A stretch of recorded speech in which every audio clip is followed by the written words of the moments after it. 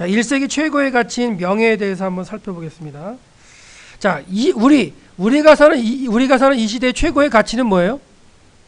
돈이죠, 돈. 예, 돈으로 안 되는 게 있나요? 이 세상에서 돈보다 더 좋은 건 없잖아요. 돈으로 다 이제 최고의 가치를 두는데, 자, 이제 브루스 말리나가 이제 신약의 세계라는 책에서 이제 말하는 걸 갖다 잠깐만 들여다보면요. 우리가 사는 21세기의 문화하고 성경, 예수님 시대, 그러니까 그 신약 성경이 기록된 1세기 문화와는 가치 체계나 삶의 방향이 틀리다는 거예요. 그렇기 때문에 우리가 사는 이 시대의 이런 개념을 가지고 성경 시대에 기록된 이런 개념들을 갖다가 이해하려면 그게 잘 안 된다는 거죠. 그러니까 성경을 볼 때는 우리 시대의 개념은 좀 빼고 이 시대의 생각을 가지고 보라는 얘기를 하고 있어요. 근데 그 책이 좀 어려워요, 사실. 근데 이제 살짝만 풀어드리면 지금은 자율과 독립이 많이 얘기되지만 그 당시에는 의존과 융화라는 거예요. 그러니까 사람이 살아가려면 의존할 수밖에, 고대 사회를 갈수록 그렇죠. 예. 의존할 수밖에 없고, 그 다음에 가족 중심의, 그 다음에 대가족 제도에 가족을 떠나서 산다는 것은 그 당시에 죽음이나 마찬가지였어요. 가족 공동체가 떨어진다는 자체가.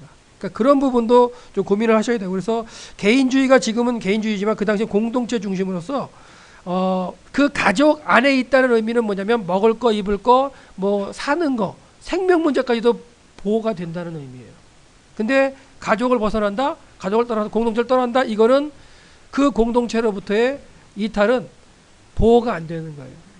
그래서 원래 가족 공동체 안에 있으면서 잘 살다가 예수님의 말씀을 듣고 예수님을 쫓겠다고 하는 사람들 몇 명 나오는데, 그들이 일단은 얘기하는 것을 보면은 가족을 포기하지 못하는 얘기가 많이 나와요. 내 아버지를 뭐 장사하고 오겠다, 이런 얘기들은 대부분 다 공동체, 가족 공동체로부터 벗어나기 힘든 그 당시의 배경들을 가지고 있다는 거예요. 지금이야 핵가족 시대니까 내가 결정하면 내가 갈 수 있죠. 근데 그 당시는 내가 결정하더라도 그 영향이 가족에게 미쳐요. 자기가 속한 공동체에 미치는 거예요. 그러면 내가 받은 수치나 이런 것들이 가족에게도 전달이 되기 때문에 그대로 전달되는 사회이기 때문에 자기가 스스로 결정하는 데는 부담이 큰 거죠. 그런 걸 이해를 하셔야 돼요. 그 다음에 지금 자본주의지만 그 당시엔 농경과 유목이라는 그런 개념이라는 걸 생각하셔야 돼요. 그 다음에 지금은 자원이 많죠. 먹을 것도 많고. 그렇지만 그 당시에는 고갈된 자원, 아주 한정적인 자원 가운데 쓰는 거라는 걸 좀 생각하시면서 본문을 보셔야 되고요. 지금은 인권이 강조가 되지만 그 당시엔 인권이 없죠. 예. 의무와 충성이 되던 때죠. 그러니까 충성을 하는 것 자체가 명예로운 거라고 얘기됐기 때문에 죽기까지 충성하는 거죠, 사실.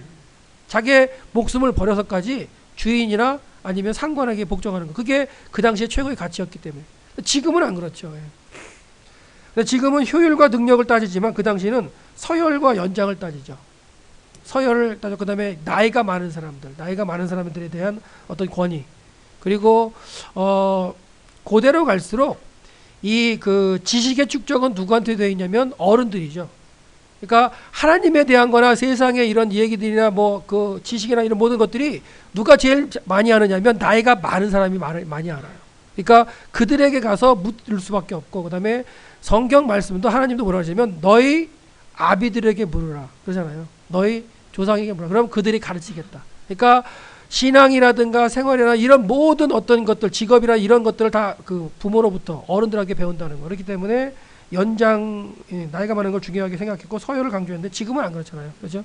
그런 거 본다면 지금은 거의 지식 수준을 갖다가 네이버에서 다 이제 검색해서 아는 사회이기 때문에 그렇잖아요. 모르면 네이버에 물어보면 되잖아요. 근데 거기 반 이상이 초등학생이 대답한다는 얘기가 있는데 하여튼간 그러니까 지금은 나이 든 분들이, 연세 드신 분들이 그렇게 크게 의미가 없잖아요. 근데 고대로 갈수록, 성경 사회에 들어갈수록 나이 든 사람, 연장자들이 엄청난 가치가 있죠. 그래서 백발 앞에 일어서라는 그런 표현도 나오고, 하여튼 나이 든 노인들을 갖다가 참 이렇게 경우를 갖다 잘 대하는 모습을 갖다 보이고 있어요, 성경은요.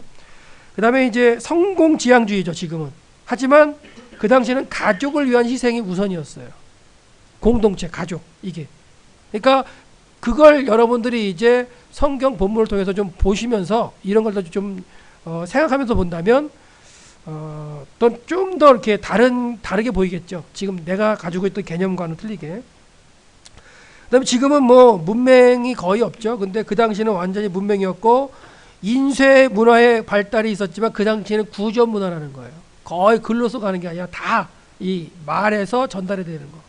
그래서 듣는 문화죠. 듣는 문화. 그다음에 평등과 자존의 그 문화라면 권위와 체면 문화라는 거예요. 체면. 가족의 체면을 위해서는 가족 식구가 살해를 해요. 명예살인이죠. 그러니까 내 누이가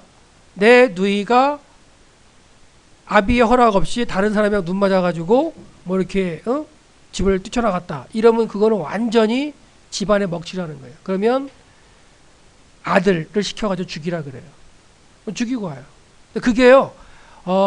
이 시대에도 저쪽 그 중동 지방이나 이쪽 그 문화가 남아있는 유목 문화가 남아있는 곳에는 아직도 그렇습니다. 요르단에도 몇 년 전에 그런 사건이 발생했었어요. 근데 그것도 사회적으로 이렇게 관습법 가운데 이제 무죄로 나오죠. 그러니까 그런 문화들이 아직도 남아 있어요. 저쪽에 이제 그 모슬렘들의 사회에서는 그런 것들이 있고요. 그다음에 이제 참여를 갖다가 강요하자면 그 당시는 지시에 대한 명령을 이행하는 그거밖에 없죠. 그러니까 백부장의 대답 이런 것들도 뭐 명령만 하시면 되겠다 이런 것들이 그 당시에는 통용이 되던 사회라는 거예요. 정교가 분리된 사회지만 그 당시에 정교가 유착이 돼 있고요. 그다음에 지금은 실형과 상대적이지만 그 당시에 이념적이고 규범적이에요. 어떤 세팅된 그 법규 안에서 지켜야지만 되는 그런 사회였다는 거. 지금은 상대적 진리를 추구하자면 그 당시는 절대적 진리죠. 유대교 하면 하나님에 대한 그 가치체계가 확실하게 서 있던 곳이기 때문에. 그리고 이제 그 당시에 공동체적인 예배. 그러니까 그 당시는 공동체가 강조가 된다는 것만 보셔도 괜찮을 것 같아요. 그래서 일단은 개인의 명예보다는 공동체의 명예, 개인의 일보다는 공동체. 개인보다. 그래서 누가복음 15장에는 그 뭐뭐 나와요? 비유가 세 가지 나오죠. 99마리 중에 한 마리 양 있고요. 그 다음에 10드라크마 중에 한 드라크마. 그 다음에 두 아들 중에 한 아들. 그래서 그 본문도 강조하는 게 뭐 여러 가지일 수 있겠지만 저는 그 본문에서 강조하는 건 하나를 강조하고 있거든요. 하나를 강조해요. 근데 그 당시는 공동체가 중요했어요. 예수님은 그 당시에 최고의 가치고 그런 것들에 약간은 벗어난 말씀을 많이 하세요. 그런 걸 포인트로 보셔야 되는데 예수님은 하나에 집중하신다는 거. 99마리는 놔두고 하나에 집중하시죠. 근데 그게 왜 그러냐면 그 당시의 문화 가운데 또 완전히 100이 아무리 99가 있어도 완전한 게 아니에요. 100이 아닙니다. 그러니까 하나가 중요할 수밖에 없죠. 사실은. 그런 의미도 있겠지만 예수님이 그 집중하시는 거 뭐냐면 너 하나가 중요하다는 거일 수 있어요. 자꾸만 공동체를 갖다가 강조하고 그러는데 그게 아니라 너 하나. 그러니까 가치를 부여하는 거죠. 어떻게 보면. 그 당시에 가지고 있는 그런 개념들을 바꿔주시는 거예요. 너 하나 중요하다. 너 가치. 그런 것으로 한번 본다면 그 뭐 겨자씨에 대한 이런 것들도 그 천국에 대한 비유를 볼 때 예수님은 이렇게 그 당시에 생각하던 그 공동체적인 어떤 그 삶 가운데서 벗어날 수 있는 걸 많이 말씀하시는 걸 볼 수 있어요. 예, 그래서 그런 어떤 생각 가운데 또 하나의 차이가 뭐냐면 그 시대는 명예와 수치가 대단한 가치로 작용하던 때라는 거예요. 그래서 명예를 한번 살펴보면 1세기 지중해 세계의 사회문화적 가치들 중에서 가장 압도적인 가치가 명예라는 거예요. 반대는 수치겠죠. 명예는 획득되어집니다. 나의 노력에 의해서 얻어지기도 해요. 그렇기 때문에 명예가 이제 그 중요했고요. 그 다음에 반대로 수치에 의해서 명예가 깎이기도 해요. 그러니까 나의 수치스러운 행동으로 인해서. 근데 재미있는 거는 내가 수치스럽게 되고 낮아짐으로 인해서 다른 사람이 올라가는 명예. 이런 것들이 이제 있던 사회가 그 사회예요. 그래서 그런 것들 한번 살펴보면 돈이나 직업보다도 명예가 더 중요했던 가치를 있었던 곳이라는 걸 알 수 있는데요. 잠언서에도 이런 얘기가 나오죠. 많은 재물보다는 명예를 택할 것이요. 은이나 금보다는 은총을 더욱 택할 것이다. 뭐 잠언서가 1세기라는 얘기가 아니에요. 그건 아니고 이런 내용의 구약에 나오는 것처럼 1세기의 최고의 가치가 명예라는 거. 그다음에 이제 그런 가운데 이제 명예와 수치가 이렇게 대별되는 이유가 유대인들은 이분법적인 사고를 합니다. 선이 있으면 악이 있고 선이 아니면 악이에요. 중간이 없다고 생각하시면 돼요. 밤이 아니면 낮, 남자 아니면 여자. 그러니까 남자가 의롭다면 여자는 수치가 되는 거죠. 오른쪽이 그 명예가 된다면 왼쪽은 수치로 되는 이런 개념이죠. 완전 반대. 그래서 이분법적인 사고를 했다는 그런 것도 한번 생각해 보시면 되겠고요. 브루스 말리나에 의하면 명예가 이제 그 브루스 말리나의 명예에 대한 어떤 정의예요. 한 사람이 자신의 눈으로 본 가치에 그가 속한 사회의 집단적 시각, 그러니까 한 사람에 대한 가치도 중요하지만 그 집단적 시각이나 집단적 공동체의 그 명예가 같이 다닌다는 거예요. 그러니까 총신 공동체 안에 그 명예가 내 명예가 되는 거고요. 그다음에 나의 명예가 총신 공동체, 서로가 이제 그 결부가 되어 있는 거죠. 그러니까 내가 행동을 하나 잘못하면 총신이 완전히 명예가 이제 그 수치로 변하는 이런 그게 통용이 되는 때라는 걸 갖다 보시면 돼요. 결국은 출생과 혈통을 통해서 일단 부여가 되죠. 예. 일단 출생과 혈통, 그래서 혈통을 중시하는 사회가 되는 거예요. 내가 누구 집안이고, 그 다음에 내가 뭐 레위 집하고 하면 일단은 신분이 틀려지죠. 예. 그런 가운데 이제 출생과 혈통을 통해서 이제 신분이 주어지고요. 사회적인 생활을 하면서 또 지위가 또 이렇게 올라가거나 향상될 수 있는 그런 것들이 있어요. 그렇기 때문에 좀 더 나은 지위를 얻기 위해서 이제 행동을 하는, 그게 사회적인 가치였죠, 사실. 그러니까 명예를 올리기 위해서. 그래서 되도록이면 잔치 자리에 어디를 앉으려고 그래요? 상석에 앉으려고 그러고. 그 다음에 되도록이면 리더 하려고 그러고, 말싸움에서 지지하려고 그러고, 논쟁을 해도 이겨야 되고. 왜? 논쟁을 하다 치면 수치스러운 행동이 돼버리고요. 논쟁에서 이기면 명예로워지는 겁니다. 많은 사람들이 보는 가운데 어떤 문제를 가지고 논쟁을 해요? 논쟁에서 이기면 명예가 올라가는 거예요. 그 있는 사람들도. 그러니까 그런 사회였다는 걸 한번 보시면 돼요. 신분, 성별, 권위, 권력, 규범, 순종하는 거. 순종하고 복종하는 것 자체가 명예로운 거고요. 그런 거에 순종하지 않는 게 수치스러운 거예요. 그러니까 그 당시는 신분이 정해져 있기 때문에 말을 하게 되면 듣는 거. 그러니까 종이 상전의 명령을 순종하는 건 명예로운 거예요. 근데 뭔가 이상한데요 하고 묻거나 이렇게 따지면은 수치스러운 거죠. 그러니까 그런 게 정확하게 구분이 되어 있던 사회라는 거. 지금 시대는 통용 안 됩니다. 예. 지금 시대의 가치는 아니죠, 이게.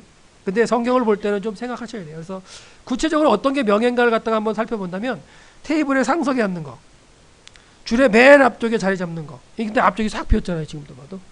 그죠? 그러니까 지금의 어떤 가치적인 걸 뭐 예전에는 그런 것 같아요. 뭐 침튀기는 목사님의 침튀기는 자리 앞자리가 제일 뭐 은혜스럽고 좋은 자리다. 근데 지금은 아니죠. 뭐 저도 강의 가면은 맨 뒤에 앉죠. 왜 그러느냐? 뭐 수업을 피하기 싫어서 아니라 뒤에 가면 제일 이게 집중이 잘 돼요. 왜? 쫙 들어오니까.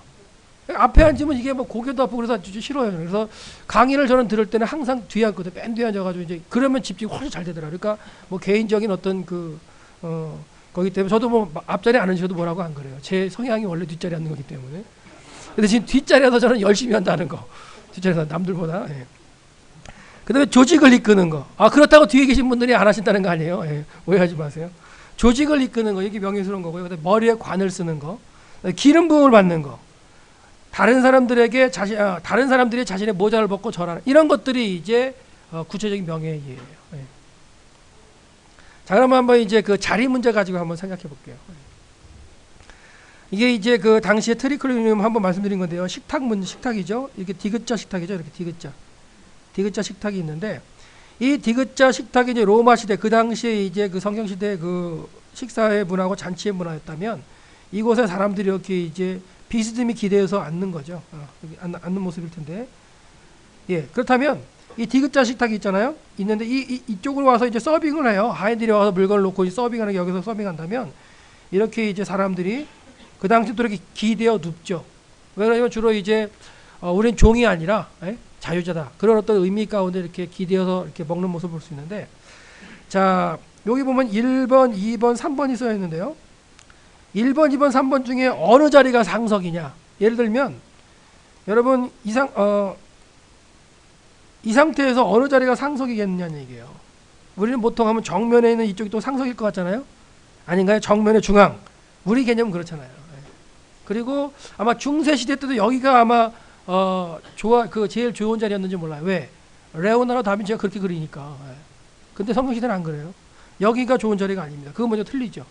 그러니까 사진 하나 그림 한 장 자체가 배경을 봄으로써 이미 꽝이 돼버리죠. 그리고 그걸 기반으로 나온 뭐 다빈치 코드 책 의미가 없죠. 이미 기본 전제가 틀리고 들어가는데. 그렇다면 이 어느 자리가 그 상석이냐? 여기가 아니고 이쪽이 상석입니다. 들어가서 왼쪽. 그래서 보신다면 2번 자리를 상석으로 얘기를 해요. 2번 자리. 가장 주인공이 앉는 자리고요. 3번 자리는 이제 주인공을 이제 서빙하거나 이렇게 할 수 있는 사람. 그다음에 1번 자리가 그러면 2번 자리에 어떻게 보면은 가장 친한 사람일 수도 있는 거죠. 그래서 결국 예수님이 최후의 만찬하실 때 어디 앉으셨을까요? 그러면 13명이 앉아있다. 13명이 앉는다 그러면 예수님은 어디 앉으셨을까요? 2번 자리에 앉는 거죠. 2번. 예수님이 2번 자리에 앉으시는 거예요. 예수님이 2번 자리에 앉으셨다면 요한은 어디 앉았을까요? 1번. 왜? 비스듬히 왼손을 기대서 비스듬히 하면요, 머리가 그 다음 사람 가슴에 이렇게 가게 돼요. 그리고 오른손으로 먹을 걸 이렇게 먹어야 되니까. 왼손으로 안 먹잖아요. 그렇기 때문에 요한의 자리는 1번이에요. 1번. 가룟 유다의 자리는 어딜까요? 3번입니다. 어떻게 할 수 있냐면 예수님이 떡을 찍어다가 가룟 이렇게 먹여주거든요. 이렇게.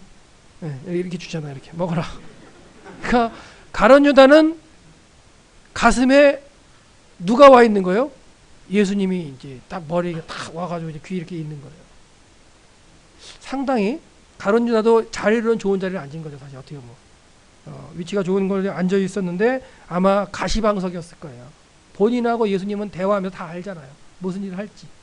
아마 그 예수님이 가룟 유다의 그 막 심장 뛰는 소리를 들으셨을지도 몰라요. 아마. 예, 그러는 가운데 몇 번의 기회를 주시지만 기회를 찾지 못하는 게 이제 가룟 유다가 되는데, 그렇다면 또 한 사람 알 수 있는 사람이 있어요. 4번은 왜 4번을 써놨을까요? 베드로의 자리가 이쯤일 수 있다는 거예요. 베드로가. 왜? 요한에게 눈짓해서 머리짓해가지고 물어봐라고 얘기하잖아요. 예. 본문에 나오죠. 예. 머리짓하에 물어보라니까 물어보잖아요. 예. 그런 장면이 나오기 때문에 그런 걸 근거해서 이제 이렇게 비스듬히 기대서 먹는 거 보이죠. 이런 것도 실습해도 괜찮죠. 사실은 재밌어요. 그래서 학자들이 그린 거 뭐 이렇게 그려놨어요. 예. 예수님이 계시고 이렇게 다 이렇게 봐서 이렇게 있죠. 그러니까 제일 그래도 어렸는지는 몰라도 요한이 참 예수님 가슴에 기대서 사랑하는 제자로서 막 이렇게 하는 모습들을 연상해 볼 수도 있죠. 그리고 기대어서 먹는 문화라는 걸 갖다 한번 생각해 보신다면 괜찮을 것 같아요. 예, 이거는 이제 그러니까 꽝이 되는 거죠, 그죠? 예, 완전 꽝인 거예요. 가운데잖아요, 가운데. 그러니까 이걸 이제 다빈치가 이거 그림 그릴 때 연구했을 거예요, 그렇죠? 다빈치도 막 연구 안 했을까요? 그 당시에 연구했을 거 아니에요. 막 연구해서 그렸을 텐데 뭐 거기까지 이제 충분하게 못 간 거죠. 왜? 그러니까 이 시대가 훨씬 더 자료가 많아요. 연구된 것이.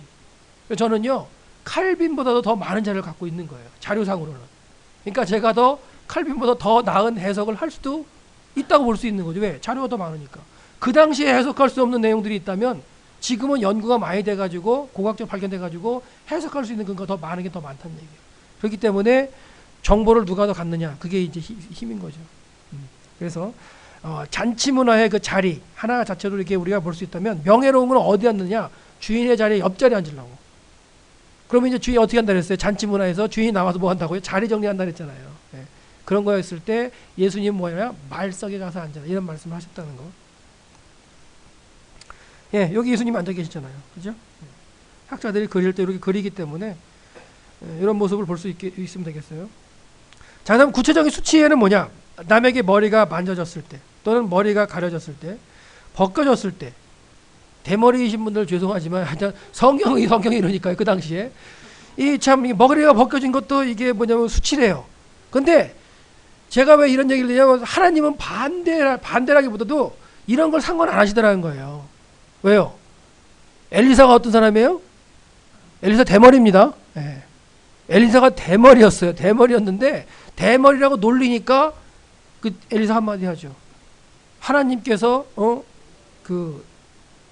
분명히 보여주실 거다 하면서 딱 얘기를 했더니 숲속에 곰이 나와가지고 죽여버리잖아요. 그렇죠? 그리고 그 본문의 아이들이 조그만 꼬마 애들 아닙니다. 예, 그것도 좀 이해하셔야 돼요. 어떻게 또 아이들을 죽일 수 있느냐, 막 이렇게 보시면 안 돼요. 그 나아르라는 단어가 여러 군데 쓰이는, 꼭 소년만이 아니라 뭐 신하도 나아르라는 써요. 예. 그리고 이제 뭐 선지생들도 나아를 쓰고, 그러니까 청년들도 나아르라는 단어를 쓸 수 있기 때문에, 그러니까 하나님이나 예수님은 사회적인 통념과는 상관없이 일하시는 분이라는 걸 생각하시면 돼요. 예. 어떻게 보면. 그리고 이제 머리를 밀어서 민둥머리가 되었을 때, 잘리거나 얻어맞았을 때, 그다음에 뭐 따기를 맞았을 때, 이런 것들이 이제 그 수치적인 수치스럽다는 거예요. 근데 따기 맞는 것도 예수님 말씀하시죠. 뭐 하거든? 예, 오른뺨을 때리거든 왼뺨도 돌려내라. 이런 것들이 결국 수치스러운 것들을 갖다가 행동을 당해도 그래도 더 해라 이거예요. 그러니까 예수님은 명예를 추구하신 분이 아니라는 거예요. 뭘 추구하시냐? 생명 문제를 갖다가 얘기하시는 분이에요. 그러니까 생명 문제보다 더한 건 없다. 그게 이제 그 당시에 예수님이 이제 말씀하시는 것이 성경에 기록된 본문의 내용이라고 볼 수 있고요. 하여튼간 다 모든 걸 명예와 수치로 잣대로 댈 수는 없지만 기본적으로 명예와 수치라는 게 기본이라는 걸 가지고 본문을 대하셔도요 해결될 수 있는 게 많아요. 본문 자체가 꼭 그걸로만 해결되는 거라고는 저는 얘기 안 해요. 여러 가지를 해야 되겠지만 그 중에 명예로도 볼 수 있다는 거예요. 그래서 이제 명예와 수치 예를 한번 들어드리면 보세요. 거짓과 기만이 또 명예로워질 때가 있어요. 거짓말이고 기만하는 행동이 명예로운 행동일 때가 있다고요. 어느 때? 아웃사이더. 그러니까 뭐냐? 우리의 공동체가 아닌 다른 공동체. 우리의 공동체가 아닌 다른 공동체에 대해서 거짓으로 말하면서 우리를 보호하는 거. 이런 건 명예스러운 거예요. 그러니까 그만큼 공동체가 아주 그냥 중요한 거죠. 그러니까 예수님 당시에 그 계파들 있잖아요. 여러 가지 계파들. 그 계파들을 자기네 계파를 위해서 뭐 거짓을 하거나 뭐 악을 행하거나 이게 그 계파에 대해서 또 뭐예요? 명예로워지는 거예요. 지금도 그럴 수도 있겠죠. 사실 어떻게 보면. 그 공동체 안에 그럴 수 있으니까. 그래서 진리에 대한 아무런 권리가 없는 진리에 대해서 아무런 권리가 없는 사람을 속이기 위해서 거짓말하는 것은 이건 명예로운 행동입니다. 그 당시에 그렇게 그랬고요. 그다음에 이제 그 다른 사람의 아내를 수치스럽게 함으로 그 남편이 이제 수치스러워져요. 그러니까 저 사람 내가 저 원수 저 사람을 수치스럽게 만들겠다 그러면은 아내나 자식이나 이런 걸 수치스럽게 만들면 수치스러워지는 거예요. 왜? 공동적인 명예이기 때문에. 그래서 그와 연장선상에 있는 가족과 공동체를 수치스럽게 해서 한다고 생각했어요. 결국은 유대인은 혈통이나 신분, 이 지파가 결국은 자랑거리가 되는 거죠. 그 다음에 명예는 부여되거나 얻어질 수 있다고 그랬어요. 기본적으로 출생과 가족 공동체에 의해서 이제 자동적으로 처음에는 부여되지만 이제 살면서 대중들에 의해서 이렇게 얻어질 수가 있습니다. 그래서 그러면 그 당시에 이제 명예라는 게 뭐냐면 농부는요 농부의 일을 제일 잘하는 게 명예로운 거예요. 그러니까 자기가 주어진 그 삶에 대해서 정확하게 뭐 하는 거예요? 그 나눠졌다 그랬잖아요. 그렇죠? 신분이 다 나눠져 있기 때문에 그 신분에 다른 행동을 하는 게 명예로운 게 아니라 그 신분에 맞게끔 정확하게 일하는 게 그 명예로운 거예요. 그러니까 농부가 기도하겠다고 열심히 손벌려 기도하는 거 이건 명예로운 게 아니에요. 농부는 농사 잘 짓는 게 명예로워요. 어부는 뭐 하는 게 명예로워요? 고기 잘 잡는 거. 고기 잘 잡으면 그게 명예예요. 그 베드로는 고기 한 마리도 못 잡았어요. 그럼 뭐 한 거예요? 명예롭지? 못한 거죠. 그 상황에서는. 왜? 어부가 한 마리도 못 잡았으니까. 근데 목수는 목수다운 거, 종교인은 종교인다운 거. 이렇게 결국 전문적인 것에 가장 최고가 되는 게 명예로웠다는 거예요. 그 다음에 질문과 대답을 통해서 명예가 얻어지기도 하고 이제 수치스럽게 되기도 하고 이런 것도 됐고요. 그래서 결국은 성경에 보면 예수님께 어려운 질문들 많이 하잖아요. 그 이유가 그런 거예요. 많은 대중들에게 예수님을 깎아내리려고 질문을 던지는데 예수님은 다 해결하시죠. 그럼 누가 올라가요? 예수님 올라가는 거죠. 그러니까 백성들에게 오히려 수치스럽게 하려고 던진 질문이 오히려 명예롭게 만드는 그런 질문들이 되다 보죠. 예, 여기서 이제 대나리 그 있죠. 사람들이 와가지고 선생님이 예수님께 말씀드리죠. 당신은 참되시다 이런 얘기를 해서 띄워주죠 일단. 그러면서 참으로 하나님의 도를 가리키는 분입니다. 얘기를 하면서 가이사에게 세금을 바치는 게 가합니까 불가합니까 물어봐요. 이 자체가 이제 함정이죠. 어떤 함정이냐? 가이사에게 바치라 그러면 유대인으로서 막 이제 따질 거고, 그렇죠? 가이사에게 바치지 말라 그러면 그 당시에 로마법으로 또 따질 거고. 근데 예수님께서 말씀하시죠. 뭐라 그러느냐? 어찌하여 나를 시험하느냐? 예수님은 아시잖아요. 어찌하여 나를 시험하느냐? 데나리온 하나를 가져다가 내게 보이라. 가져와요. 이 화성이 누구 것이냐? 뭐라니까? 가이사랴 건데요? 가이사랴인데요? 가이사랴에게 바쳐라. 그런 얘기를 하시죠. 그래서 가라사대 가이사의 것은 가이사에게 바치고 하나님의 것은 하나님에게 바치라 하시니 저희가 예수께 대하여 심히 기이 여기더라. 정확하게 대답하고 할 말이 없게끔 대답하거든요. 그러니까 이제 돌아가는 거죠. 이런 부분 가운데 예수님이 말씀하신 데나리온을 갖다가 하나 가져와라. 거기에는 황제의 형상이 있거든요. 근데 이 데나리온을 갖다가 유대인들이 이렇게 몸에 지니고 다니는 것 자체가 명예롭지 못해요. 당시에는 형상이 그려 있기 때문에. 하나님의 말씀 가운데 뭐예요? 아무 형상이든지 새기지 말라 그랬기 때문에 데나리온을 가지고 다니는 게 이제 어떻게 보면 수치스러운 행동이라면 예수님은 꺼내시지 않죠. 너에게 있느냐 이렇게 반문을 하시죠. 그거 보여주니까 거기에 대해서 말씀하시는 거예요. 그 형상이 누구냐? 가이사인데요. 그래 그러면 가이사의 것은 가이사에게, 하나님께서 하나님께. 그래서 그렇게 이제 예수님께서 해결하시는 모습을 볼 수가 있어요. 예, 데나리온에 있는 그 형상 모습이죠. 결국은 이제 그러면 됐어요. 가이사의 것은 가이사에게 바치라. 세금 문제는 뭐 바치는 건데요. 그렇다면 결론이 안 난 게 있죠. 하나님께 바쳐야 할 건 뭘까요? 하나님께 바쳐야 할 것.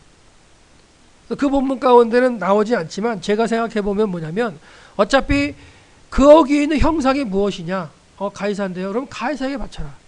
그러면 하나님에게 바쳐야 할 것, 하나님의 형상에 대한 걸 갖다 우리가 생각하는 뭘까 했을 때 형상 그럼 떠오르는 게 창세기 1장 26절 28절이죠. 하나님의 형상대로 창조된 사람들의 모습. 그러니까 결국은 제가 생각하는 건 그거예요. 하나님의 형상, 너희들. 하나님의 형상인 너희들. 이 하나님께 바쳐야 되지 않느냐. 그런 어떤 반문일 수도 있겠는데 제 개념이니까 그 안 받아들이셔도 됩니다. 하여튼간 예수님의 명예를 갖다가 이렇게 깎기 위해서 질문을 던졌을 때 예수님이 하시는 말씀 가운데 이런 부분들이 이제 그 당시에 사회 문화적인 배경을 갖고서 있다는 걸 볼 수가 있죠. 은밀한 중에 기도하라. 자 보세요. 예수님 또 말씀하시네요. 또 너희는 기도할 때 외식하는 자와 같이 하지 말라. 자, 외식하는 자들은 당시에 누구예요? 종교 지도자들입니다. 종교 지도자들에게 외식하지 말라고 말씀하시는데 이들은 어떻게 기도하느냐? 이들은 종교인이에요. 그러니까 싹 손을 올리고 손을 벌리고 기도하거나 넓은 곳에 남들이 다 보는 데서 기도하는 거예요. 사거리에서 기도하고 성전에 가서 기도하고. 근데 그렇게 하지 말랍니다. 예수님이. 자, 그들은 사람에게 보이려고 회당과 큰 거리 어귀에 서서 기도하기를 좋아하느니라. 내가 진실로 너에게 이르노니 그들은 이미 자기 상함을 받았다. 너는 기도할 때 네 골방에 들어가 문을 닫고 은밀한 중에 계시는 네 아버지께 기도하라. 자 보세요. 그 당시의 가치는 기도할 때 어떻게 하는 게 가치가 좋은 거예요? 명예로워지는 거예요? 넓은 곳에 많은 사람 앞에 기도하는 거. 근데 예수님 그렇게 하지 말랍니다. 그렇게 하지 말래요. 그러니까 그 당시의 통념적인 가치에 대해서 예수님이 하시는 말씀은 뭐냐면 진짜 전곡을 찌르는 말씀이죠. 어떻게 보면. 그러지 말고 은밀한 중에 보시는 내 아버지께 기도하라. 사람에게 보이려고 기도하지 말라. 어떤 그런 말씀을 갖다가 하시는 거죠. 그 당시에 명예의 기준이었던 그런 걸 갖다가 역으로 말씀하시잖아요. 역으로. 예. 바리새인 율법사 서기관들의 행동이 있었고요. 그래서 일반인들도 이들의 명예에 욕심을 내어 손을 두고 이제 기도할 수 있어요. 하지만 그런 걸 하지 말라는 예수님의 말씀이에요.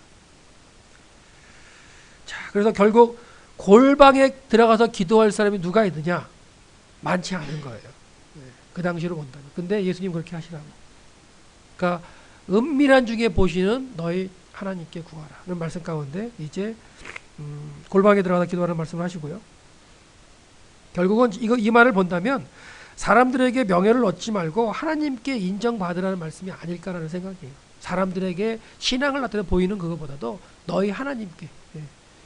그게 이제 결국은 예수님께서 아무도 보지 않는 곳에서 기도하라는 그런 의미가 있을 것 같고요. 예, 은밀한 중에 보시는 하나님께서 갚으시겠다는 거. 이미 저들은 이미 받았다, 상을 받았다. 은밀한 중에 기도하면 너에게 이제 갚으시겠다 이런 말씀을 하고 계세요. 결국 이제 또한 이제 한 패턴에서 농부의 명예를 보면 지난번에 씨 뿌리는 비유를 한번 말씀드렸는데요. 보세요. 이건 그 비유랑 약간 다른 건데 그 하인들이 와서 이런 얘기를 하죠. 주여 밭에 좋은 씨를 뿌리지 아니하였나이까? 그런데 가라지가 어떻게 생겼나이까? 자, 농부가 있는데 그 밭에 가라지가 나요. 그러면 그 농부는 게으른 사람이에요. 그리고 그 가라지가 나는 걸 보고 지나가는 사람들이 손가락질 할 수 있어요. 이 농부 이거 뭔데 이거 밭도 이렇게 만들어 놓고 말이야 가라지 하도 피도 안 뽑아. 이런 얘기 할 수 있죠. 근데 그 가라지를 누가 뿌리고 갔냐면 원수가 뿌리고 갔다는 말씀하세요. 그런 말씀하시는데 이제 가라지 이렇게 보면 이렇게 키가 큰 거 이런 것들이 가라지라고 볼 수 있는데요. 자랄 때는 이제 잘 모르죠. 사실 키도 잘 자라. 근데 거의 추수 때 같이 가면은 이제 얘는 가라지니까 먼저 쭉 커버리고 그 다음에 알곡이 있는 애들은 알곡을 맺어야 되기 때문에 이렇게 이제 있는 모습을 볼 수 있어요. 자, 이 대답을 한번 보죠. 이 예수님의 대답이신데 원수가 이렇게 하였구나. 그랬더니 이제 종들이 말하죠. 그러면 우리가 가서 이걸 뽑기를 원하십니까? 주인이 이러되 가만두라. 예수님 말씀이에요. 가만두라. 가라지를 뽑다가 곡식까지 뽑을까 염려하더라. 그 당시에 통념 명예에 관련된다면 뽑아야 돼요? 안 뽑아야 돼요? 뽑아야 정상인 거예요. 뽑아야 됩니다. 뽑다가 주변에 있는 알곡도 뽑을지언정 뽑아야 그냥 명예로운 거예요. 근데 예수님은 뭐래요? 두어라. 수치를 당할지언정 뭐예요? 알곡이 상할까봐. 생명 문제에 있어서 그 알곡이 상할까봐. 결국 가만히 두면 추수 때가 되면 해결된다 이 말씀하시죠. 근데요, 보세요. 추수 때까지 함께 자라게 두라. 추수 때에 내가 추수꾼들의 말기를 가라지를 먼저 걷어 불사르게 하겠다. 왜? 탁탁 눈에 띄니까 추수 때가 되면 싹 하면 걷어내면 그 알곡은 다치지 않거든요. 그러는 가운데 끝까지 두라는 거예요. 어떻게 보면 그 당시에 통념이 명예 문제가 아니라 생명 문제를 말씀하시는 걸 볼 수 있죠. 근데 제가 여기서 또 하나 더 이렇게 그 힌트를 드린다면 끝까지 두는 것 자체가 좋을 수는 있죠. 좋은 게 아니라 이제 그 어떻게 보면 감사하죠. 감사한데 살아날 쭉정이가 안 되고 살아나면요 그 알곡과 뭐 해야 돼요? 전투를 벌여야 됩니다. 영양분을 뺏어오기 위해서. 그렇잖아요. 아닌가요? 네. 그 가라지도 어느 정도 자라기 때문에 영양분을 가져가요. 알곡도 영양분을 가져야 자랍니다. 그러니까 그런 부분에서 끝까지 주시는 것도 감사하지만 알곡이 되려면 영양분을 내가 빨리빨리 가져와서 잘 자라야 된다는 것도 한번 생각해 보시라는 거예요. 그래서 이 농부에 대한 명예의 모습도 볼 때 이 농부는 가라지가 있어서 손가락 바질 수 있는 상황이 되지만 가만두라. 그 이유는 생명 문제 때문에 라고 볼 수 있어요. 이 농부가 우리 하나님 아니신가요? 그렇잖아요. 하나님이시고 예수님이실 수 있는데. 자, 또 이제 혈루증 여인에 대한 얘기도 나오긴 하는데요. 여기도 이제 그런 것들을 적용시킬 수 있다는 거예요. 이거는 이제 회당장의 딸, 12살 먹은 회당장의 딸이 죽어서 그 집으로 가시던 과정 가운데 이제 브레이크 걸고 들어온 장면이죠. 혈루증 할 때 12회, 그 12, 10이라는 게 이제 겹치게 되는데 12회를 혈루증 앓던 여인이 와서 이제 예수님의 겉옷가를 만지는 그런 장면이 되겠어요. 그래서 보시면 이 혈루증 앓던 여인은 무리들 가운데 들어온다는 자체가 말도 안 되는 얘기예요. 이 여인은 부정한 여인이에요. 부정한 여인이고 수치스러운 여인이기 때문에 이 공동체 안에 사람들이 있는 마을 안에 들어오고 다니는 자체가 말도 안 되는, 그 당시에는 생각도 못하는 일이에요. 그 여인 자체, 그러니까 사람들의 생각들이. 근데 이 여인은 그걸 극복하는 걸 볼 수 있어요. 그러니까 남들은 다 말도 안 된다는 얘기로서 행동에 옮기지 않는데 이 여인은 그걸 뒤집죠. 그거의 근거가 뭘까요? 살려고 하는 거예요. 예수님에 대한 소문을 듣고 내가 모든 걸 해가지고 의원한테 가볼 때 해결이 안 됐는데 소문을 들어보니까 예수님으로는 가능하다. 그 가능한 걸 갖다 했을 때 내가 어떻게 하느냐? 예수님의 뒤에 가서 예수님의 겉옷가를 만지면 내가 낫는다. 이걸 이제 생각했어요. 그러다 보니까 이제 들어가겠다는 결론을 내리죠. 죽음을 무릅쓰고. 결국은 죽음을 무릅쓴 그 당시에 통념된 그 가치를 갖다가 뒤집었을 때 이 여인이 예수님의 겉옷가를 만지게 되고 병을 낫게 되는 과정을 볼 수 있어요. 그러니까 이런 과정도 그 당시에 보통 사람들은 생각을 전혀 못하죠. 그리고 그런 얘기도 나오죠. 문둥병자가 낫고 싶지만 사람들이 많은 곳에 못 들어가요. 근데 예수님이 길 가실 때 나오죠. 그런 장면들이 보면은 문둥병자가 마을에 들어갈 수가 없어요. 그러니까 예수님이 길로 가실 때 그때 이제 나오는 모습을 볼 수 있는 게 그 당시에 통념적인 가치라는 거예요. 이 여인은 어떻게 보면 그걸 깨고 있죠, 지금. 진 밖에 거해야 할 여인이 지금 진 안으로 들어와 가지고 지금 왔다 갔다 하고 이건 이제 죽기를 각오한 행동이라고 볼 수 있습니다. 그리고 이제 예수님의 거독관을 만지죠. 이건 한번 제가 말씀드렸던 것 같아요. 그래서 거독관을 만져서 이제 자기의 문제를 해결받는 것들이 있습니다. 하나님께서 이 거독관은 이제 청색권으로서 하나님을 기억하기 위한 그런 걸로 하나님이 주신 거였는데 이걸 당시에 종교주들은 이게 크게 만들었다 그랬죠. 크게 만들어 자신의 이제 그 신분을 강조하기 위해서 이제 했다는 걸 말씀드렸는데, 네. 이런 것들도 이제 그 당시에 이제 그 가치요 명예죠. 옷을 크게 만들어 가지고 자기를 갖다 명예를 갖다 드러내는 그런 모습들이 있는 거. 그래서 그 신분의 상징이 된 그 예수님의 거독관을 여인이 만지겠다는 거. 이게 그 여인의 발상의 전환이죠. 누구도 그건 만질 수가 없어요. 같은 제사장끼리도 같은 제사장의 그 거독관을 안 만져요. 랍비끼리도 안 만지고. 왜? 권위에 도전한다는 생각을 가졌기 때문에. 근데 이 여인은 부정한 여인으로서 그걸 만지겠다고 생각하고 들어온 여인이에요. 네. 결국은 해결을 받죠. 이제 그 해결받은 상태에서 예수님이 또 그냥 모른 척 하셨으면 괜찮은데 예수님 뒤돌아보시잖아요. 뒤돌아보시면 누가 손댔냐 딱 이러시죠. 그래서 제자들의 말 뭐예요? 아, 이 사람이 이렇게 많은데 누가 좀 손대면 좀 어때요? 이런 반응을 보일 때 예수님이 뭐라 그래요? 아니다. 내게서 능력이 나갔다 말씀하시면서 누가 손댔냐 했을 때 이 여인이 얼마나 당황했을 것 같으세요? 생각해보세요. 자기가 난 거는 지금 아는데 그렇잖아요. 예수님이 또 누구냐 그랬을 때 어떻게 해요? 막 숨고 도망갈 수도 있지만 예수님 참 짓궂으신 것 같아요. 진짜 밝히시는 게 되는 과정이 되는데 그래서 여자가 보세요. 여자에게 제게 이루어진 일을 알고 두려워 떨죠. 근데 이제 그 여인이 앞에 나와서 예수님 앞에서 이제 다 얘기를 해요. 얘기를 했을 때 이제 그 여인은 돌로 들어 칠 수 있는 여인이 될 수 있어요. 사람들이. 왜? 못할 일을 했기 때문에. 그리고 어떻게 보면은 이제 여인으로서 하지 못할 일들을 하죠. 네, 한번 얘기했죠. 그 당시에 거독관을 만진다는 건 말이 안 되는 거예요. 근데 그 신분의 자녀들은 만질 수 있다고 한번 말씀드렸잖아요. 그러면서 예수님께서 사실 말씀 볼 때 돌이켜 그를 보시며 가라사대 따라 안심하라.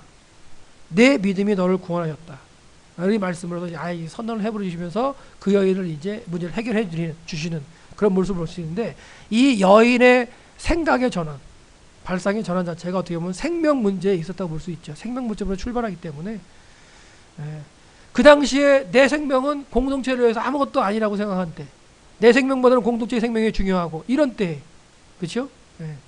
하여튼간 이 여인이 생각의 전환을 갖다가 가져와서 예수님을 만나는 가운데 해결함을 받는 모습을 볼 수가 있고요.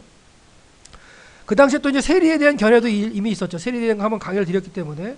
그러니까 세리에 대한 견해가 다 이렇게 안 좋게 나 있는 가운데 예수님이 세리를 찾아가시잖아요. 그렇죠? 남들이 다 안 좋게 생각하는 그들을 대상으로 예수님이 찾아가셔요.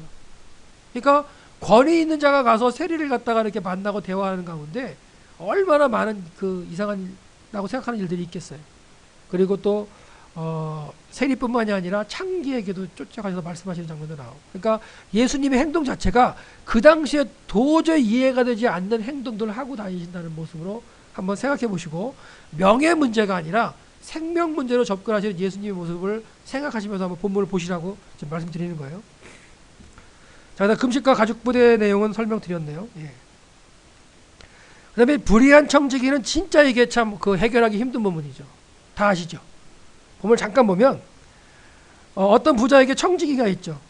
근데 청지기가 있었는데 이 청지기가 주인의 걸 막 소비를 했어요. 그 소리를 갖다 이제 주인이 들었죠. 그 주인이 이제 소비한다는 소리를 듣고서 이제 주인이 그걸 알았으니까 청지기가 있다가 이제 내가 이제 잘리겠구나 이런 생각을 한다는 거 아니에요. 그랬을 때 이 청지기가 어떻게 행동할 것이냐 했을 때 이런 얘기를 하죠. 청지기가 속으로 이르되 주인이 내 직분을 빼앗으니 내가 무엇으로 할꼬? 땅을 파자니 힘이 없고 빌어먹자니 부끄럽구나. 내가 할 일을 알았더라 해가지고 뭐를 해요? 감해주죠. 반씩 써라. 자기 맘대로. 너 주인한테 얼마나 빚졌냐? 10개요. 그럼 5개 써. 머리 감해주죠. 그 감해준 행동이 뭐냐? 내가 그렇게 감해주면 내가 직분을 빼앗긴 후에 이 감해줌을 받은 사람들이 나를 집으로 데려다가 자기들을 영접하고 잘 해줄 거다. 이런 생각으로 이제 감해줬다는 거예요. 근데 그런 비유를 말씀하시면서 예수님이 뭐라 그래요? 참 지혜로운 청지기인데 이렇게 얘기하시잖아요. 그 이해되세요, 그게? 저는 이해 안 돼요, 그거. 결국 보세요. 주인이 이 옳지 않은 청지기가 이를 지혜 있게 하였으므로 칭찬해요. 행동 자체는 잘못된 건데, 오, 지혜 있고 잘했다고 칭찬한단 말이에요. 이 세대의 아들들이 자기 시대에 있어서는 빛의 아들보다 더 지혜롭다 하시면서 그 지혜를 칭찬해요. 그러면 이게 왜 지혜로운 행동이며, 그 다음에 칭찬받을 일인지 해결해 보셨어요, 이거? 저는 난제 중에 하나거든요, 사실은. 어떻게 해결할 것인가. 뭐 이렇게 주석 같은 걸 보면 해결될 수도 있겠지만 아직까지는 주석 보기는 싫고, 그래서 이제 한 가지 이제 제가 이제 그 배경을 연구하면서 본다면, 아, 이게 명예적인 관점에서 본다면 해결할 수는 있겠구나. 왜요? 돈을 가지고 뭘 갖다가 높였을까요? 이 탕감받은 사람들, 약간 이렇게 받은 사람들이 누구에 대해 기뻐할까요? 이 불의한 청지기일 수도 있겠지만 일단 갚을 게 주인에서 감사할 거 아니에요. 그러니까 이 불의한 청지기가 감해줄 때에 이 불의한 청지기가 감해준다는 생각을 할까요, 못할까요? 아마 감해주는 사람은 못할 거예요. 주인이 아마 그렇게 했나 봐, 이렇게 생각할지도 모른다는 거예요. 자기가 알아서 막 해주니까. 그렇다면 어떻게 보면 이 빚진 자들에게 이 주인은요, 명예가 올라갈 수 있는 상황도 될 수 있지 않을까. 그런 생각을 해본다면 좀 가능할 수 있는데, 하여튼 이게 제 생각이니까 쫓아오지 않으셔도 되는데, 하여튼간 이게 난제 중에 하나인데, 아, 돈보다도 그 돈을 이용해서 그 이후의 일이나 그 명예에 대한 그런 부분들을 갖다 했을 때, 그 당시 통념적으로 본다면 가치 있는 일을 한 걸 수도 있는 거죠. 그러니까 재물로 해서 뭘 사라고요? 뭐 친구를 사라, 이런 말씀도 하시잖아요. 예. 그러니까 재물이 결국은 멸망할 수 있는 그 당시의 길이었기 때문에 이 재물을 갖다 허비해서라도 좋은 일을 할 수 있다면 더 낫다는 그런 의미일 수도 있는데, 하여튼간 이건 참 힘든 본문이긴 해요. 예. 그래서 지금 제가 말씀드린 건 뭐냐면, 우리 시대의 생각과 그 시대의 생각이 좀 이제 차이가 나는 거는 계속 느꼈지만, 그 당시에 최고의 가치가 명예였다는 걸 한번 생각해 보시라는 걸 말씀드렸어요.